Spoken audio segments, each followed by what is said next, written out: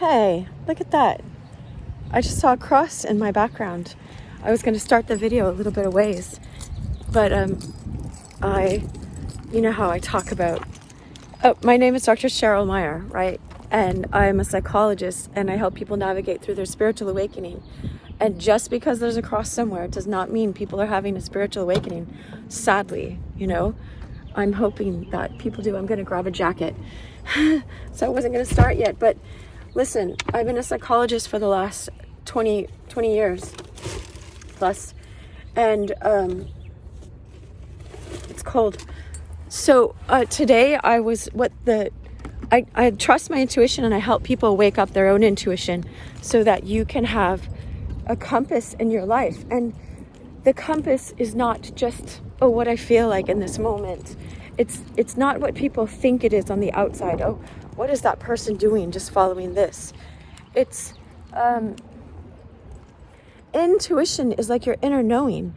It's like if you understand that you're a soul in your body, you're a soul, and you have a body, here.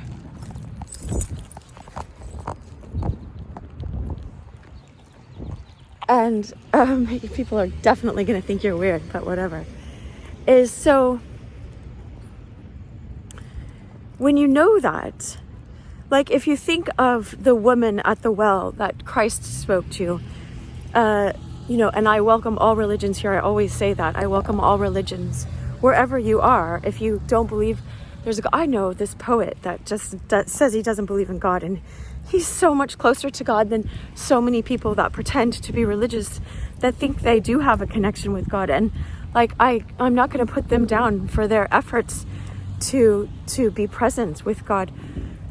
But it's like by your fruits. By your fruits. That's what I was just hearing, is by your fruits. You will know people by, look at the depth of presence in their life, the depth of connection you experience them with the divine, the inner quietness that they have, let's say. We'll find out more in just a second, but your inner knowing is like, Christ said to the woman at the well, there will be a time when people worship in spirit and in truth. When you know yourself as spirit, you connect with the divine as spirit and truth. And so as you learn how to develop your intuition, to listen to your intuition, and I'm definitely not saying it's easy.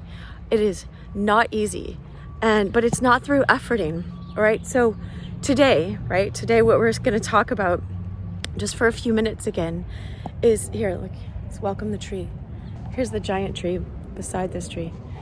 Is welcome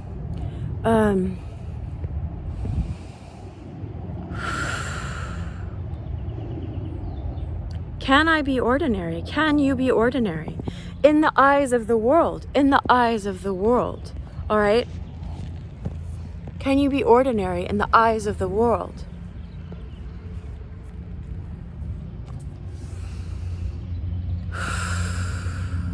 I've had to risk a lot on this. I know, because there are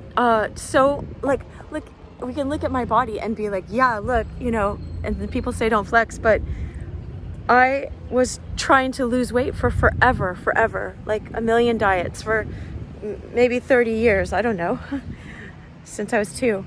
No. But that's a joke. But I couldn't through efforting. I kept trying, and my whole worth of who I was caught up in it. And so if you think, can you be ordinary in the eyes of this world? I had to get to a place where it was like, can I accept and love myself as I am without having lost any of that weight? With just looking like what I already felt like, is I felt like people rejected me and didn't want to get to know me And on one hand, on the other hand, I was like homecoming queen for my year. So it's like, it's really strange. But I think maybe people voted me that because they felt my authenticity as well. And I had a deep compassion to not be part of cliques and to love all, serve all. Oh, there's an earthworm right there. Look. That's so cool. Because I hope you're seeing this. Of all the times that I've been doing these videos, I've never stopped for an earthworm. And we're talking about, can I be ordinary? Can I be like an earthworm? It's like, I never understood the mystical meaning of that passage when Christ said, when you go into a feast, a banquet, sit at the lower part of the table and the host will come and lift you up and bring you to a higher place of more honor. He said that's better. He's teaching you a spiritual truth. Christ lived on a level of consciousness so far above how most people live on this earth. I was like above 100% of us, but at this time, maybe there's like 4 people that learned how to live at that consciousness. But he's teaching us for a reason. He's teaching us how to live at that consciousness to set the captives free. Otherwise, you're in bondage. You're not in freedom. And so think of that as he's teaching you a level of consciousness, how to live at a higher level of consciousness. All right? That means, because he said, if you seat yourself at this high place, and they might go, oh no, we don't deem you as that important. We're going to put you down to a lower place. It's better not to humiliate yourself. It's not to be like, oh, I'm worthless. I'm not worth anything. I know that side too. That's the flip side of egotism. That's egotism. The other side of the coin of I'm all everything. It's like the egotism loves feeling guilty and shame and rejection. And it just feeds this pain body thing that you have. Read about it in Eckhart Tolle's book, The Power of Now, if you'd like to, if you're called to that.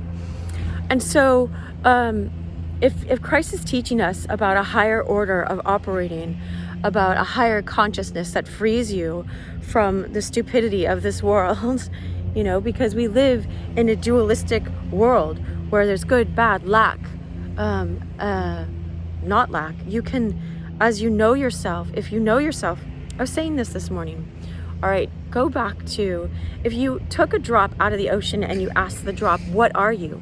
In the midst of the ocean, the drop would say, I'm the ocean, And so you are a soul. And when you connect with the divine, you feel one with the divine. You feel abundant because in that identity, which is your truer identity, you are abundant. You don't need to go to lesser things. You don't need to fill yourself up. I'm going to get my jacket on. And so I want to step on the earthworm. All right. So if you are willing momentarily, okay? So I momentarily was like, I am willing to just love myself at whatever weight I am at. Who knows if I had a hormonal imbalance or what was going on or what like if we're in a matrix and I needed to learn that lesson or whatever, but I might have never lost all of this weight. I lost like half my sizes, more than that, from a 12 to a 4.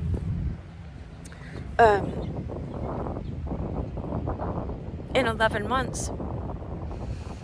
But it was only when I first let go and detached my worth from my weight, when I stopped trying to perform for myself and be a trophy wife for myself. Like, you better do this or I'm going to keep rejecting you. Well, if you keep feeling rejected, you keep getting lost in the pain of your own childhood. You get locked into your personality. You keep re-emphasizing all you are is this personality. All you are is this body that's going to make me look good or make me look bad. All I was doing was repeating my own childhood, like the feeling of being a child of a narcissist where everything is your fault and everything has to be corrected by you from performing and pleasing people and all those kinds of things. So I'm asking, Can you be ordinary? Can you risk being ordinary in the eyes of this world to actually learn how to be truly excellent, to be excellent at everything you do? I was excellent at stop rejecting myself for superficial things. That's what I became excellent at doing.